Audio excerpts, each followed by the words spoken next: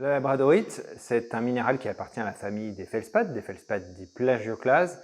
Et si cette famille minérale, c'est l'une des plus répandues sur la planète, en fait, cette labradorite, elle présente deux particularités qui font que c'en est une espèce minérale et une pierre qui est exceptionnelle.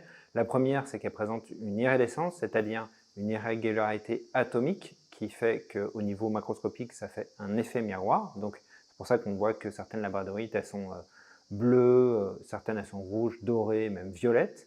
Et la deuxième, c'est qu'elle provient d'un magma antique, un magma primordial, qui a été généré par la planète entre il y a 2 milliards d'années et il y a 600 millions d'années. Donc c'est une pierre qui est très très ancienne et ce magma en fait s'est appauvri au cours du temps et aujourd'hui, même s'il se régénère en permanence, il n'est plus capable de produire cette labradorite qui ne provient que de ce magma primordial.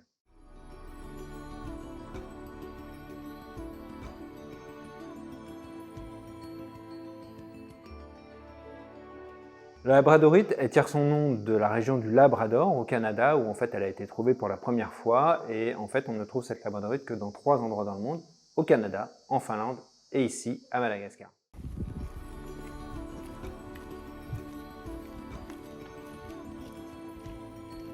Alors à Madagascar, cette labradorite, elle est connue, elle est exploitée depuis les années 60. Au départ, c'était les Italiens qu'on avait l'exclusivité et ils exploitaient cette labradorite pour en faire du marbre, une pierre d'ornement. Et ils découpaient directement les dalles de labradorite sur place, ici dans des carrières. Ils transportaient ces dalles de labradorite dans les camions, ensuite par bateau, ils ramenaient ça en Europe. Ça a un petit peu changé dans les années 90-2000 où il y a eu l'essor de la lithothérapie. Aujourd'hui, il y a beaucoup plus de petits gisements artisanaux de labradorite qui sont traités et travaillés sur place. C'est-à-dire qu'une pierre travaillée labradorite comme celle-ci, donc qui est polie et taillée, ça se fait directement à Madagascar avec un artisanat qui est local et qui est aujourd'hui plus responsable que ces grandes carrières qui existent toujours et qui produisent toujours ce marbre de labradorite.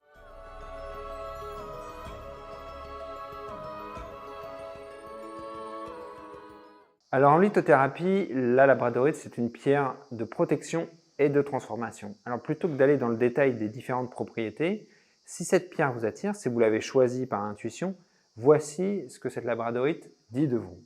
La première des choses, c'est peut-être que vous avez des peurs, des insécurités, que vous êtes inquiet et peut-être hyperactif, stressé.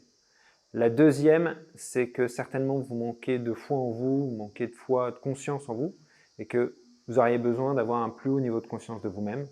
Et le troisième, c'est que vous manquez certainement d'introspection, qu'il y a une prise de recul qui est nécessaire pour un petit peu se dire « Oula, qu'est-ce que je suis en train de faire et est-ce qu'il n'y a pas des choses qu'il faudrait changer pour améliorer mon quotidien et pour peut-être être plus heureux ou peut-être accéder un peu mieux au bonheur ?»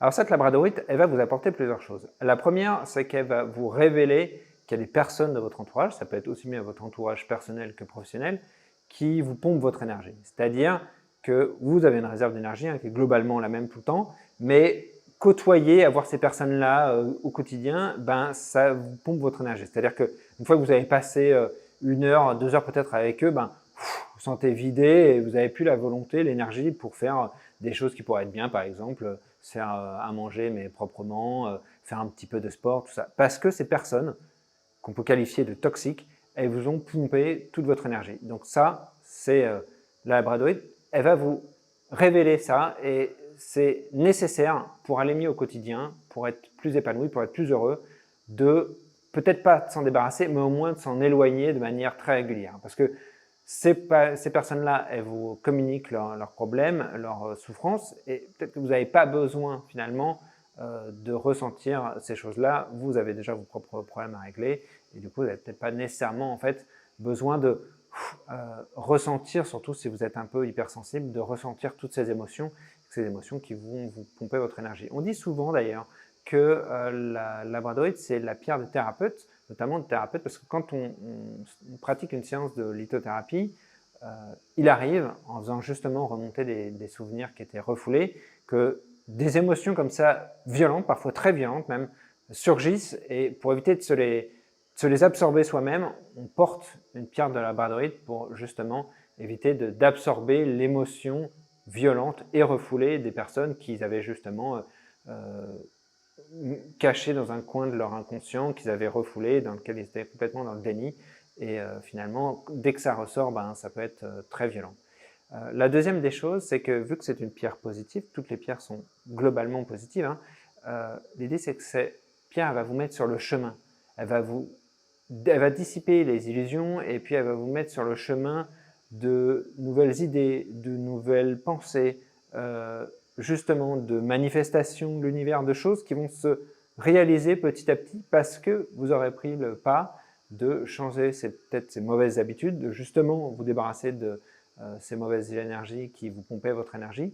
Et puis, du coup, le fait de remettre directement sur votre quotidien des nouvelles habitudes, des habitudes de bon sens, qui vont dans la bonne direction, eh bien, ça va déclencher automatiquement des choses nouvelles, ça va dissiper les illusions de choses que vous pensiez rêver, alors que finalement, voilà, ça va mettre finalement la réalité en face, et puis ça va vous permettre d'être là au bon moment et d'arriver à faire des choses qu'on pourrait considérer de miraculeuses, alors que c'est juste, hop, l'univers qui se manifeste par des choses positives parce que vous auriez décidé d'aller sur le bon chemin. Voilà.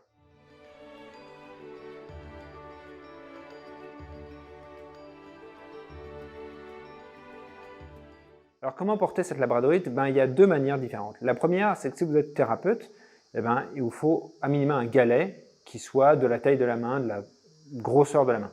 Cette pierre, elle va vous protéger dans toutes les circonstances où vous aurez à travailler, à pratiquer avec cette labradorite, avec un patient ou un client. La deuxième, c'est que si vous avez une pièce à protéger, il vous faut une pierre de labradorite qui soit globalement adaptée à la taille de la pièce. Si vous avez une grande pièce, vous prenez une pierre de plusieurs kilos. Si vous avez une petite pièce, une pierre de cette taille-là, ça suffira. Voilà, c'est important de l'avoir toujours en vue et à disposition de manière à ce que finalement ça puisse vous rappeler qu'elle est là, qu'elle existe et puis qu'elle vous diffuse son énergie. Si vous la portez en bijou, le plus simple c'est quand même de l'avoir soit en bracelet, soit en pendentif, de manière à l'avoir toujours avec vous. C'est-à-dire bracelet, pendentif voilà, qui craint pas l'eau, et de manière à ce que vous n'ayez pas à penser de quand est-ce qu'il faut la retirer, quand est-ce qu'il faut la remettre. Non, vous l'avez tout le temps avec vous, comme ça à la fois ça vous remémore que vous en avez besoin, qu'il faut reprendre, que vous avez envie de reprendre ces nouvelles habitudes, ces bonnes habitudes. Et puis la deuxième, c'est que du coup, ça éloigne, vous allez voir, ça éloigne réellement les personnes qui sont toxiques. En général, vu que c'est une pierre qui est très brillante et qui brille même sans avoir de lumière, parce que justement cette iridescence fait que même sans lumière, en fait, on voit que elle éclate d'une lumière qui est bleue, verte, dorée ou violette, et ça va gêner des personnes qui sont toxiques.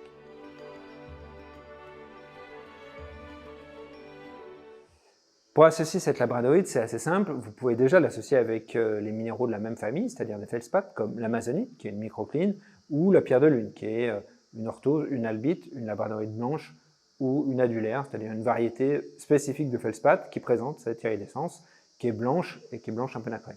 Vous pouvez également les associer avec des pierres qui sont présentes avec la labradorite dans la nature, comme la tourmaline noire et le cristal de roche.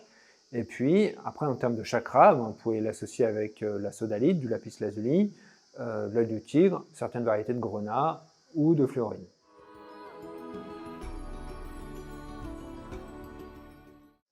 Alors pour nettoyer et recharger votre labradorite, vous pouvez utiliser tous les moyens que vous connaissez.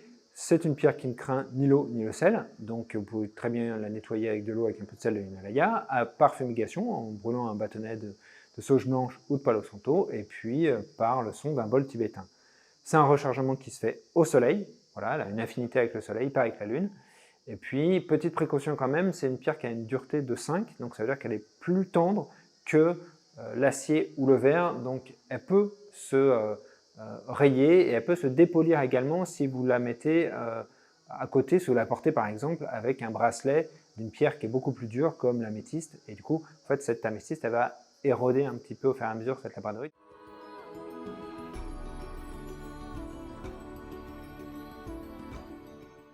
Si vous avez envie d'en savoir plus sur cette labradorite, sur ses propriétés en lithothérapie par exemple, je vous invite à lire l'article de blog qui se trouve sur le site universminéral.fr. Et si cette pierre elle vous attire intuitivement, que vous ne savez pas expliquer pourquoi, et que vous avez vraiment envie de tirer le meilleur de la lithothérapie, je vous invite à prendre rendez-vous avec le lien qui se trouve dans la description. On réalisera ensemble votre première séance de lithothérapie. Je vous dis à très bientôt.